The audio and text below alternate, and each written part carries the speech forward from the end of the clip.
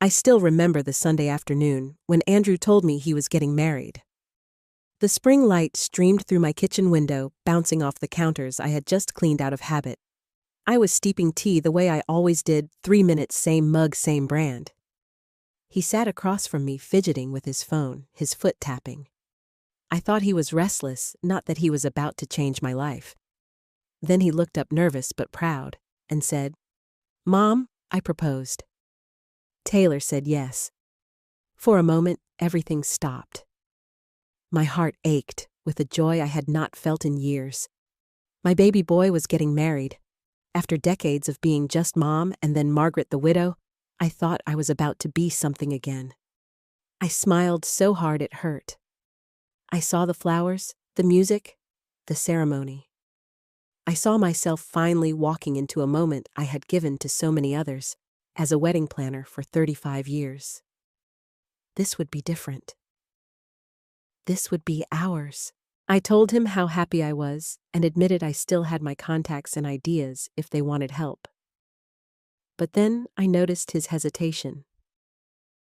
"Taylor already has a vision," he said carefully. "She follows this planner online. She wants something modern, minimalist." He added, almost apologetically, "She thinks it would be best if you stayed in your lane." The words pierced like ice. I laughed too brightly, as if he were joking. He wasn't. I excused myself soon after, pretending to have a call.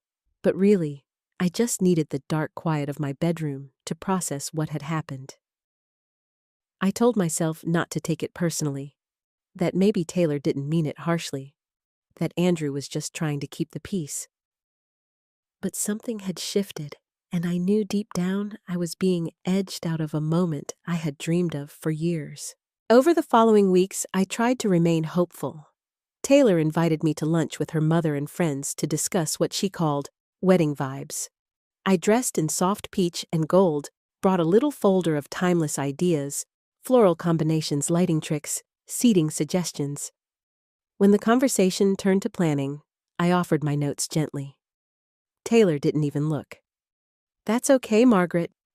We're going more current, not traditional," she said with a polite but cutting smile. Her friends giggled about TikTok trends and neon disco ball themes. Her mother leaned over and whispered too loudly, "Told you she'd bring something." I folded my folder quietly, my cheeks burning, and sat there like an outsider at a table where I should have belonged. It didn't stop there. I dropped off a box of Andrew's childhood keepsakes, yearbooks, photos, his first baseball card. Taylor accepted it politely, but uninterested, saying they'd be doing a digital slideshow from their phones. When I suggested Elmwood Estate a venue, I knew well she brushed it off as too dated. Every piece of my history and experience was treated like a relic, unwanted, irrelevant. Still, I tried again. I invited them to dinner, cooking Andrew's favorite pot roast and pie. Taylor wrinkled her nose at the smell, saying she didn't eat red meat. Conversation was stiff. When I mentioned a seamstress, I trusted she set down her cup sharply. "Margaret, I just feel like you're not hearing us. We don't want a traditional wedding. I already have someone current, someone amazing. I just want everyone to stay in their lane." That phrase again, this time not a suggestion, but a command. I cleared the dishes with steady hands, though my heart was breaking. I kissed Andrew goodbye, knowing he wouldn't defend me, not against her, not even against silence. That night, I sat at my empty table and realized the truth. I wasn't part of this. I wasn't wanted. The woman I had hoped to welcome as family had drawn her lines, and Andrew had let them stand. I told myself then, if they wanted me to stay in my lane, I would. But they had no idea what that meant. The weeks that followed only deepened the divide. Taylor invited me to her parents' house for dinner, and I told myself it might be an olive branch. Their home was sleek, gray-toned, filled with furniture that looked staged more than lived in. Diane, her mother, poured wine and greeted me with rehearsed charm. "So Margaret Taylor tells us you used to do wedding planning. That must have been interesting." Interesting like a hobby, not the career I had poured 3 decades into. I smiled politely, explaining how much joy it had brought me to help families create lasting memories. Diane raised her glass. Well, thank goodness for Instagram now. So much easier these days. The conversation turned to wedding details, colors, vegan menus, lighting installations Taylor had seen online. I listened quietly, adding one small suggestion about guests being overwhelmed by harsh strobe effects. Taylor cut me off with a smile too sharp to be kind. That's why I'm working with someone young, someone current. Silence followed the kind that hums with insult. I felt my cheeks flush, but said nothing, swallowing the fury that rose in my throat. Later, I offered a few childhood photos of Andrew for their slideshow his first Halloween, his toothless grin when he lost his front teeth.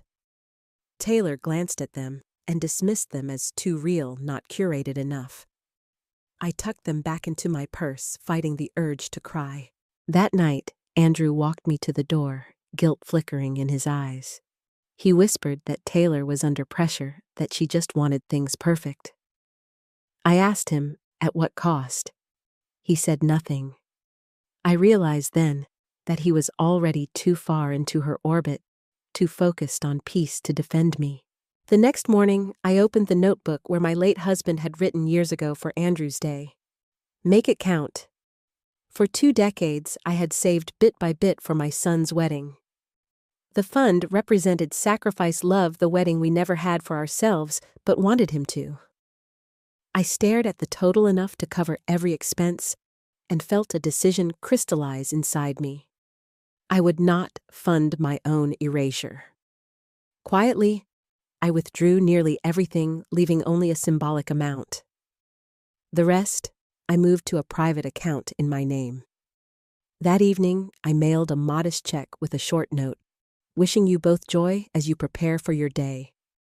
With love, Mom. A week later, Andrew appeared at my door, alone tense. He said Taylor was shocked by the small contribution that they had expected me to pay for the entire wedding. I told him calmly that I had stayed in my lane just as they asked. His jaw tightened. He muttered that Taylor felt I didn't support her. I asked him if support meant being silent while dismissed, if bringing baby photos was an act of betrayal. He had no answer. So that's it. You're not going to help at all, he asked finally. I met his eyes. I did help in the way I was invited to. He left soon after, and for the first time in a long time, I didn't cry. Weeks later, the inevitable storm hit. Andrew called, his voice raw. She's gone. Savannah the planner, she took the money. $55,000. Disappeared. Website down, numbers disconnected. My stomach dropped. I asked if she had been vetted, if she had references, a business license. He admitted Taylor handled everything. They had rushed eager to book a planner with millions of followers. They signed a contract without secured funds. Now it was all gone. Andrew's voice broke. She's blaming me. She says if you had paid like we expected, this wouldn't have happened. I gripped the phone, fury and sorrow mingling. No, I said quietly. This happened because you both believed love entitled you to money and ignored the wisdom right in front of you. He was silent. I'm sorry, he whispered at last. But apologies couldn't rebuild what arrogance destroyed. The wedding was postponed, then quietly canceled. Vendors demanded payments that never came. Deposits were lost. Taylor retreated to her mother's house, telling friends it was Andrew's fault. Soon the engagement collapsed entirely. I didn't gloat. I didn't even reach out.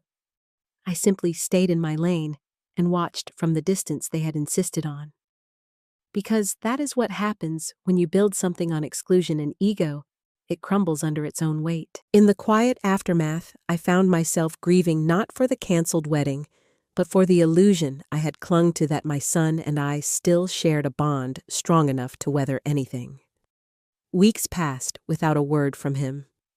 At first, I checked my phone obsessively, hoping for a text, an apology, any acknowledgement. None came. Eventually, I stopped waiting. Instead, I filled my days with small things, pruning roses, repainting the hallway in soft sage, attending a ceramics class where my lopsided bowl made me laugh harder than I had in years. Slowly, I began to remember who I was before I bent myself to fit into spaces that no longer welcomed me. I still kept Andrew's photo on the mantle. His favorite snacks were still in my pantry, though he wasn't stopping by. But I no longer lived suspended between hope and disappointment. I accepted the silence as its own answer. Then, through whispers in town, I heard the truth. Taylor blamed Andrew entirely. She claimed he had ruined the wedding, that he hadn't done enough to convince me that the scam was somehow his fault. They fought bitterly until the engagement disintegrated. She moved back with her mother. He stayed alone. When I heard, I didn't rush to comfort him. I had learned something painful but necessary. You cannot force someone to value you. They have to choose to. So instead of waiting, I built a life where I was enough on my own. I joined a book club, began volunteering at the library, and even started leading small workshops for young women trying to plan weddings on tight budgets. Passing on what I knew, not for recognition or profit, but simply to help, filled me with a sense of purpose I had been missing. They listened, asked questions, and for the first time in years, I felt heard again. Then, one afternoon, while walking home from a workshop, I turned the corner and saw Andrew standing at my gate. He looked thinner, older, his shoulders weighed down by the kind of loss that reshapes a person. For a long moment, neither of us spoke. Then he said softly, "Hi, Mom." My heart stuttered. Not with anger, not with sadness, just tenderness. I unlocked the gate, stepped inside, and asked, "You hungry?" He nodded, smiling faintly. "Starving." Over lunch, we didn't speak of Taylor. Instead, we talked about books, his work, a podcast he liked. I let him guide the conversation like a boy easing back into familiarity after too much time away. Finally, when the dishes were cleared and the kettle was whistling, he pulled out an envelope.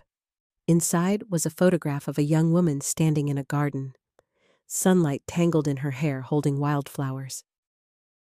"Her name's Emily," he said quietly. "She's different, kind. She listens. She asked about you the first time I told her about my past." His eyes searched mine. "She said, if we ever get married, she'd want you to plan it. She said it would be an honor." I looked at the photo, lingering, not to judge, but to see. What I saw wasn't sparkle or performance, but warmth. I'd like that I said, and I meant it. Not because I wanted a second chance to prove myself, but because I was finally being invited in, not expected, not tolerated, but welcomed. Soon, Emily and I were spending weekends together, coffee cups scattered between fabric swatches and seating charts. She wanted an intimate garden ceremony, something simple and honest.